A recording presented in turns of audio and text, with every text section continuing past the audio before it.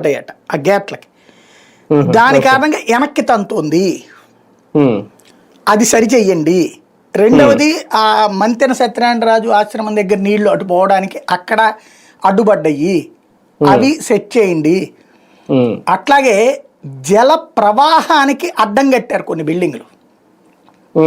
జల ప్రవాహం అంటే వాగు ఆల్రెడీ ఒక రూపంగా లేదు, వాగుకి నదికి ఒక తేడా ఉంటుంది. నదికి ఒక రూట్ ఉంటుంది, ఆ రూట్లో ప్రవహించుతూ వెళ్ళిపోతుంది. ఆ ప్రవహించే రూట్లో అడ్డుకట్ట వేసి కట్టేయే ఆనకట్టలు.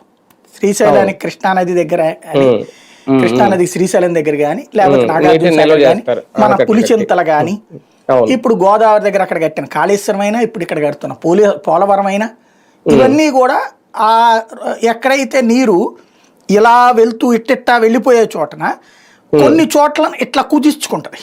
అంటే కొండలు అంత విశాలంగా వెళ్ళేది కాస్త కొన్ని చోట్ల ఇట్లా ఉంటది. ఆ ఉన్న ప్లేస్ లోనే పులిచింతలు కట్టింది. అట్లాగే ఇప్పుడు అట్లా ఉన్న ప్లేస్ లోనే మన ఇది కడుతుంది పోలవరం.